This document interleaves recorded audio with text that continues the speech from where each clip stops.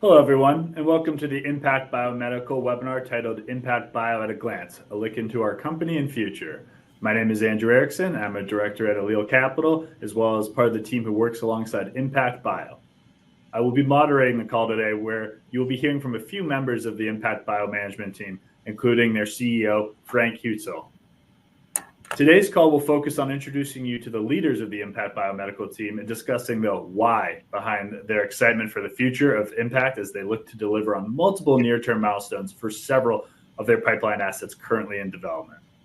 Additionally, they will discuss their recent earnings report where they highlighted a positive quarter shortly after becoming a publicly traded company this past fall, further highlighting the team's ability to execute by taking the company public in one of their most difficult IPO windows we've seen in recent history. With all that being said, let's dive in. I want to start by having the members of management introduce themselves and provide a brief background on who they are. Frank, maybe you can kick things off for us? Well, good. Thank you. Good afternoon, everyone. And I welcome each of you to this call and thank you for participating. I am Frank Hutzel, Chairman and CEO of Impact Biomedical. Our goal for this meeting is to familiarize our investors, potential investors, and our business partners with Impact and with Impact's management team. And hopefully allow you to ask questions as to what you might not have been addressed. First, I will provide some information and background about myself, and then I'll ask our executive management team, Mark Susek, and our Chief Operating Officer, and Todd Macko, our Chief Financial Officer, to introduce themselves. Until recently, I was also CEO of DSS Inc., another NYSE American company, where I had been the CEO since 2019. I resigned that position so that I might lead Impact and launch Impact to success. My background is in banking, finance, accounting, corporate turnaround. I've been in commercial banking since 1979 and managed every phase and executive position in commercial banking. I'm also a retired CPA. I'm a retired certified auditor. I'm a practicing attorney in the state of Texas, and I have over 30 years of turnaround experience in C-suite service. And I have served for over 5 years, as I described, as CEO of a small cap NYSE American traded company. Now to the team. Mark Susek, would you please introduce yourself? And then Todd Macko, introduce yourself. Sure. Thank you, Frank, and good afternoon, everyone. It's a pleasure to have you with us. I'm Mark Susek, Chief Operating Officer of Impact Biomedical. I've been with Impact since August of 2023, and prior to that, held other executive positions within the DSS organization. I come entirely from a healthcare background. My entire career from day one has been in healthcare, biopharmaceuticals, biotech, medtech, and direct-to-consumer offerings. Worked with large organizations like Johnson & Johnson, Baxter International, where we did multiple transactions of commercializing new technology, launching products, establishing profitable partnerships and licensing agreements, and operating full-scale businesses. I'm excited about the opportunity to tell you more about Impact Biomedical, given our unique and novel technologies and the way in which they can result in new offerings in human healthcare. Thank you. Todd. Thank you, Frank. Thank you, Mark. My name is Todd Macko. I am the CFO of Impact Biomedical and also currently the CFO of DSS.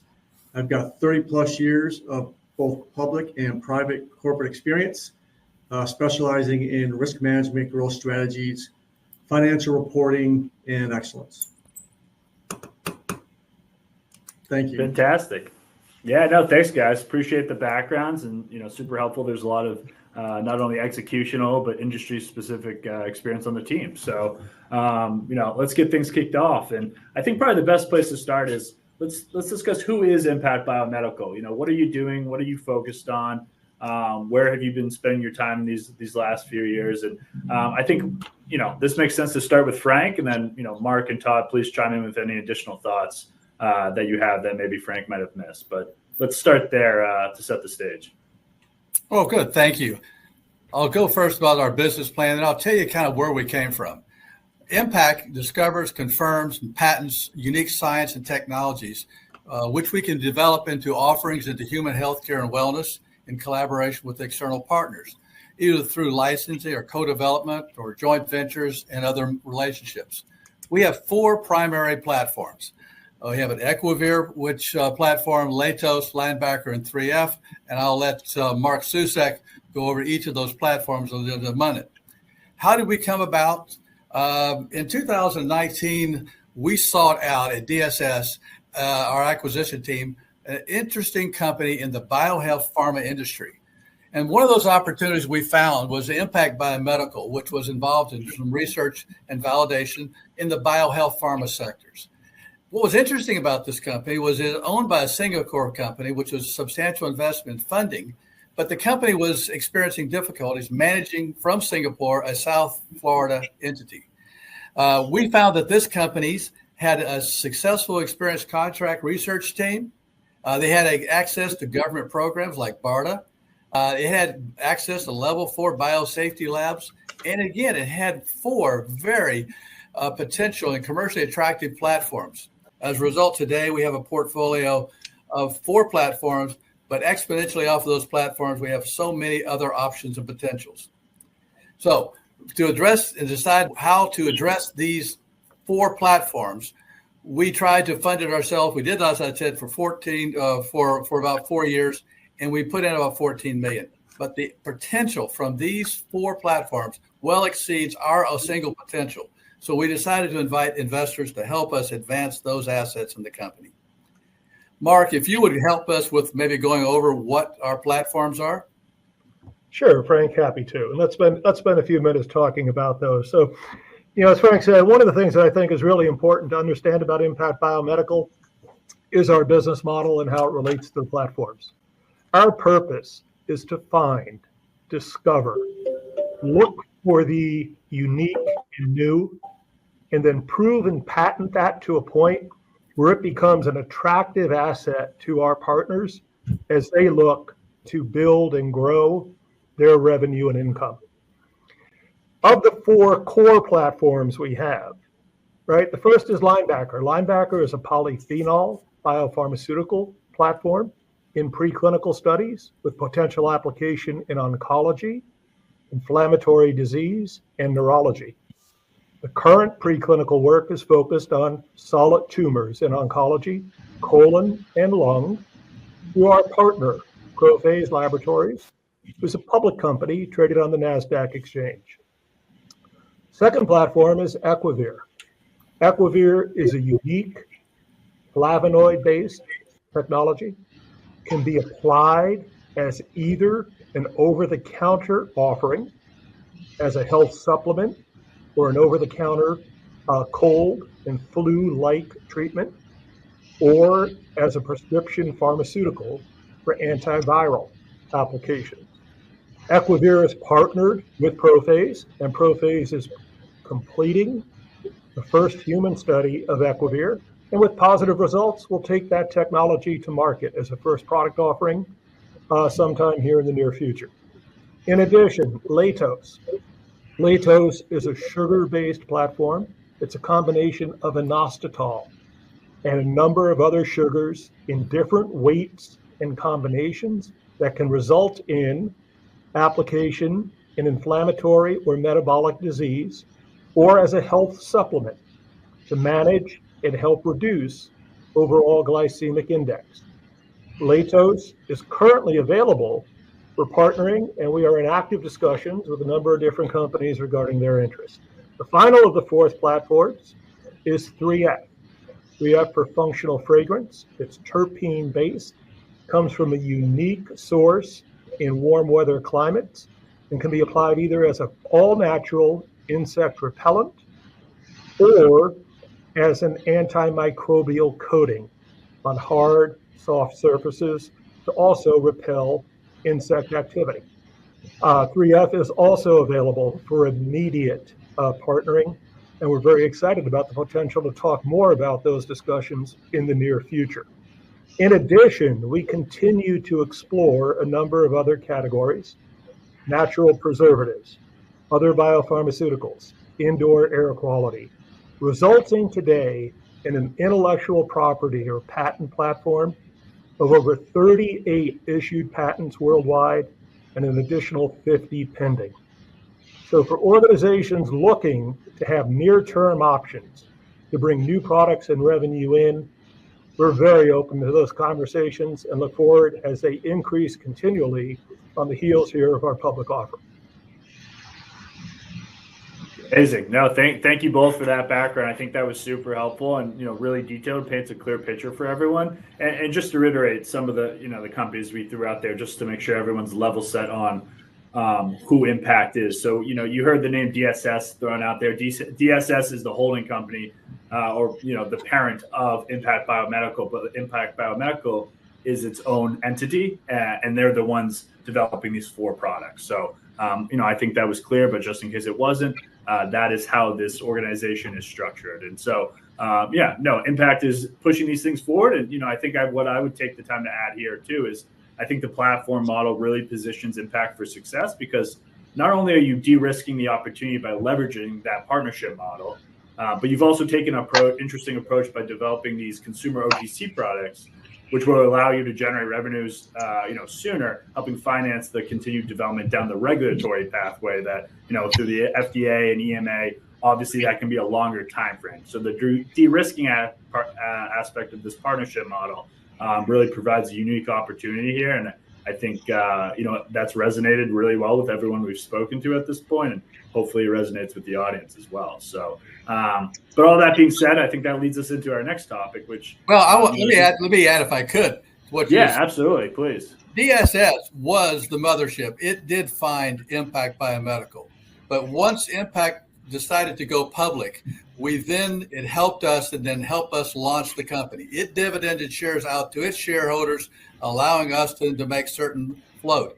We then had the IPO September 16th and launched Impact on its own. As I indicated, I resigned from DSS because I wanted to lead this company on its own new route. And that's what Impact is. Impact has its own board, its own officers, its own accounting and staff. So we do share services to make sure we keep costs down, and we are launching. But everything else is separate apart. We are thankful for DSS's initiation and birthing, but we are our own. Yeah, and if I can maybe just add one more to that without going too far, for simplicity and clarity, because there's a lot, obviously, to get us to this point. DSS Inc. and Impact Biomedical Inc. are 2 separate financial and legal public companies. Impact spun out of DSS. DSS remains majority shareholder, but 2 entirely separate companies, as Frank said. Perfect. No, I think that was an important clarification there, just because we were throwing those names out there a lot. I just want to make sure the audience fully understood. But that's great. Appreciate you both adding that level of clarity, and I think that leads well into this next topic that we want to cover, which is this recent IPO you managed to get done. Obviously this was one of, if not the biggest piece of news flow for the team this year thus far, and obviously I think it'd be helpful if you could provide some background on that IPO process, what that looked like, and then maybe you can lead that into your recent earnings filings. All right, well, good. Let me try to tackle that. We did have our IPO after about a year and a half of effort. We had the IPO was set on September the 16th, 2024. It was orchestrated and assisted by Revere Capital. The initial public offering was for $4.5 million. Issued at a price of $3 a share. We issued about 1.5 million new shares to consummate and to create that transaction. We have net proceeds from that, and I'll have to have the CFO here, Todd, to confirm, was about $3.5 million in net proceeds coming out of that after cost. That left us at the end of the day with about 11.4 million shareholders, with only 1.5 million shares that are tradable. The other shares are locked up for a period of 180 days, so the currently 1.5 million shares are currently tradable. Perfect. Todd, anything to add there, or did Frank knock it all out? No, Frank was accurate, yes. So we netted about 3.5 after cost. 1.5 of those, roughly 12 million shares issued and outstanding, with 1.5 freely tradable, with the remainder being released in March of 2025. Perfect. Well, appreciate that. And then coming from that, obviously the team just filed their earnings. last week, I believe it was. Do you mind providing some details for the audience on kind of what we observed in that earnings report? And obviously, that was the first one as a publicly traded company. So maybe you can comment on some of the milestones that we updated everyone on. Well, I'm awful proud of them. So I'm going to ask Todd. Todd, you give a summary of our financial reporting for the third quarter. Yeah, I think the highlight there, a couple items to highlight there. First, on the earnings side, the first time in corporate history, we had a net income of $4.2 million for the 3 months ended 9/30/2024, $2.4 million of net income for the full year through September 30th. The other number that's of importance, I'm sure, to everybody here is our ending cash balance at 9/30 was $2.7 million. So in addition to that, I want to add that for the period, shareholders' equity increased from $28 million to $34 million. And we also increased stockholders' equity for the period for each shareholder by 54 cents. So it was a very, very successful quarter for us, and both for the company as well as building shareholder equity. Amazing. That's great to hear. And, congrats again, guys, on getting that IPO done and then reporting that first quarter of positive earnings. Obviously a huge milestone, and it positions Impact in a great light as you wrap up 2024 and look to 2025. So really appreciate that insight and that detail there. Now, coming off of that, and congrats again on getting that done.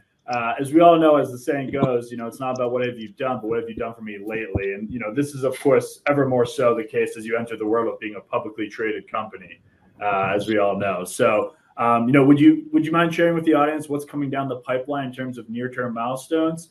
What investors should be looking forward to, like I said, as you wrap up this year and start the new one? Certainly. Our Chief Operating Officer, Mark Susek, would you give some of the milestones? Sure, Frank. So, Andrew, good question. So the way to think about milestones for Impact Biomedical is think about data milestones and think about partnership milestones. So on the data milestone front in our core technology, with Equivir, as I mentioned a little bit earlier, the first human study is complete. The data analysis is underway.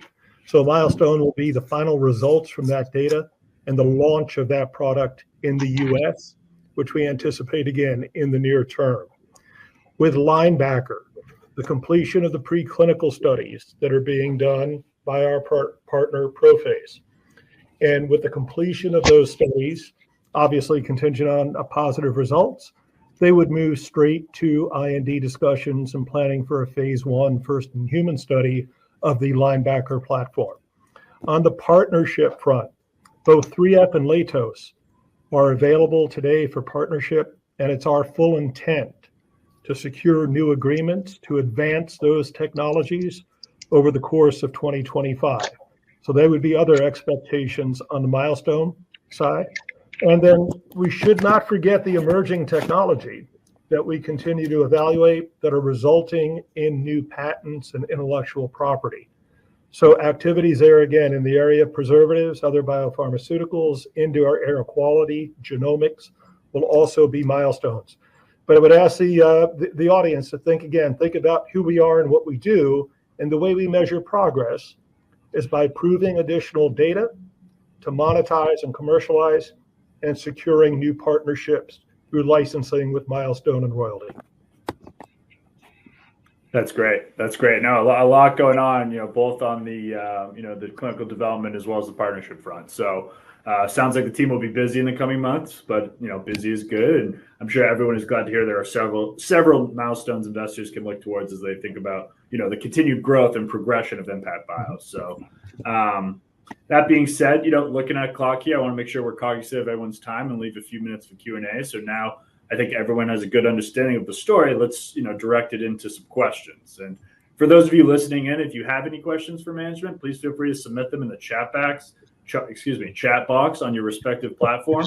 I know we're streaming from a couple different places, so I'll jump back and forth to make sure we see them all. I'll give it 30 seconds here while we wait for those to come in. And While we're waiting for those, Frank, something I wanted to direct at you is, I noticed in the earnings report, or the filing rather, there was this debt restructuring that the team, completed in this most recent quarter. Do you mind providing a little commentary on what that is and what that does for the company?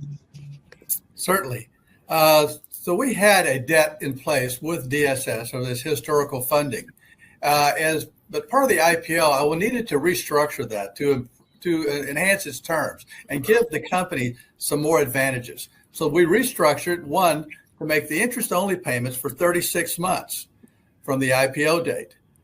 We also made sure that the scheduled payments during the initial 24-month period at our election, at Impact's election, could be paid in either cash or in shares of the borrower's common stock. For any scheduled payments after the 25th month through the 36th from the IPO date, at the election of the lender, it may be paid in either cash or stock. This gave us huge flexibility and preserved cash, such that we wouldn't have to be concerned about debt service at the same time we're trying to do research and development. The maturity dates stayed the same. Everything else basically stayed the same. The debt is still coming due in September of 2030, and the initial amortization doesn't start until July 31st of 2027. So this was a major restructure for us to help the company in preserving its cash and kick that long-term debt out to the future, and for we can then see how to manage that as we launch our program, our business model.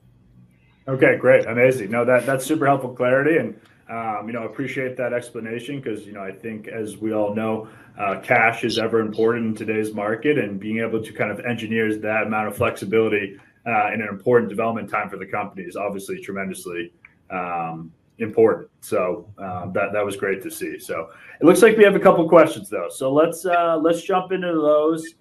We'll get to what we can right now, and then if we miss anyone's questions, we have them all registered, so we'll make sure to follow with you directly. But the first one I saw that came in was what was the decision to list on the New York Stock Exchange? From what I understand, a lot of biotech companies list on NASDAQ. Can you provide some details around that decision? All right. Well, that was my decision as well as the board's decision. First, we have four reasons, I believe. One is perception. The second is support that the NYSE provides over NASDAQ. It also has the NASDAQ, NYSE has corporate integrity, a little bit more discipline that's required. And then finally, familiarity. Perception. The NYSE and NASDAQ have different images among different companies and investors. Whether a stock is traded on the NASDAQ or the NYSE, it doesn't really determine why investors might go with that company. It is, however, some companies, some investors do care about how exchange is perceived, and there's a much better perception on the NYSE. Second, support.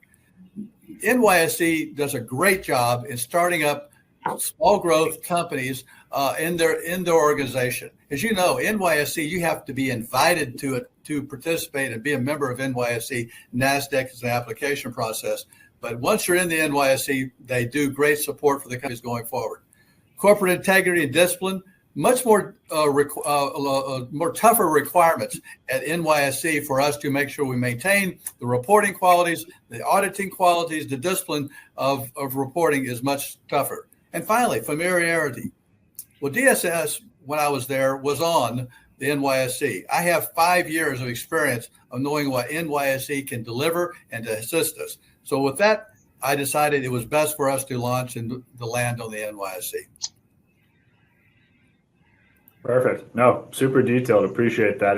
That makes a lot of sense. So scrolling down the questions here, another one we got was, you kind of touched on this, but anyways, can you speak to your current cash situation and how that impacts your runway for the development for all these programs? Obviously, you have 4 different technologies you're advancing, so just want to better understand the cash management. All right. Well, thank you. So as to cash management, there's nothing more critical to a startup company than the management of cash, as you reiterated before. So we've come out, we reported at the end of this quarter about $2.7 million in cash. Our burn rate for a startup company with some R&D is about $200,000 to $225,000 a month. So we have enough runway with the cash we have, but we want to make sure that we have enough to do the research and implement the business model.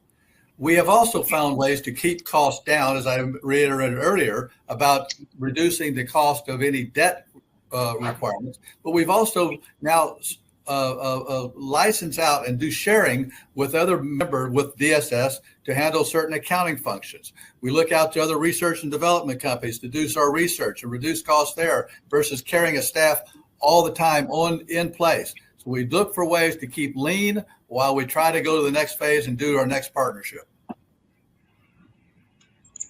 Perfect. Great commentary there, Frank. And I think we got one more in here that we can ask. All right, so this one is, kind of a part two of that last question, but I think there's a, ability for us to go a little bit deeper on this. But it says, can you speak to the strategy of the company and the decision to progress 4 different technologies forward? Some might think that's too widespread and unfocused given the cash needed for all 4. Can you comment on that? Well, generally, it's our business model, right? We seek out to find businesses, products that will help in human health. We have now 4 platforms. Each of those platforms are still in the business model. We find a partner and we license to those partners. We can develop those 4. They could be in pharma, which is in our business model. They could be OTC in our business model. But simply because we have more than one level, more than one platform is not disturbing. It, in fact, is our business model. Now, with that, I like Mark. Mark, you know a little bit about the different business platforms that we have and why they're integrated and how they can be developed. Yeah, no, Frank, the only thing really that I would add is, Andrew, coming back to your question on how do you source and really, feed, for lack of a better term, 4 platforms, right? And is that drawing us maybe a little bit too broad? Look, when you come back to our model, we partner. So with Linebacker and Equivir, our partner now is responsible for the majority of the investment required from here to commercialization. We're rewarded along that pathway at key development milestones and then in a royalty stream post-commercialization. We invest more in the platform prior to the partner inflection point than we do post-inflection. So we will continually evaluate where investments are made and at what level, contingent on the partnership relationship. And the partners see a very attractive opportunity to make that investment, given the fact they will ultimately book the revenue and net income on the technology. And to add to what Mark has done, we have 4 platforms. Each of those platforms can be on the OTC or a pharma product. That allows this company and our investors to have comfort. We have multiple shots on goal from either pharma or OTC. This is a platform that is not a single shot. This is multiple shots all the time on goal. Yeah, no, that is the power of the platform, right? And I think that's speaks volumes to kind of what you guys are developing and the multiple shots on goal you have for the de-risking component. So there's a couple other questions here, but I know we're kind of pressed for time. So like I said earlier, what we'll do is I'll make sure to follow up with you directly, and we'll get some answers from management and get back to you on those questions that we didn't have time to answer today. But moving forward from that, I just want to thank everyone who submitted these great questions. I think everyone's thinking about the story in the right way, and just, we're unfortunately out of time. So I'm going to direct the call back to Frank and the team for closing remarks, and they'll tell you a little bit about, how you can learn more about the story. All right. Well, thank you. I appreciate that. I will like to close and let each of you know that we think all the time about how to improve our shareholder value. We have to execute on our business plan. We have a business plan and a model that has been proven to work. We are here to make sure our business partners also have to execute on their business commitments. We have to continue to fund R&D, and we have to look at every opportunity that may be available to us to create the best scenarios to continue to enhance shareholder value. Thank you. Thanks, Frank. And for more information, there's going to be a screen that pops up at the end here that is going to show, the Impact website, their social channels, and how you can sign up to follow and learn more about Impact and get all the latest news directly to your inbox. So thank you guys again for joining, and we look forward to updating you again soon. Thank you, Andrew. Thank you.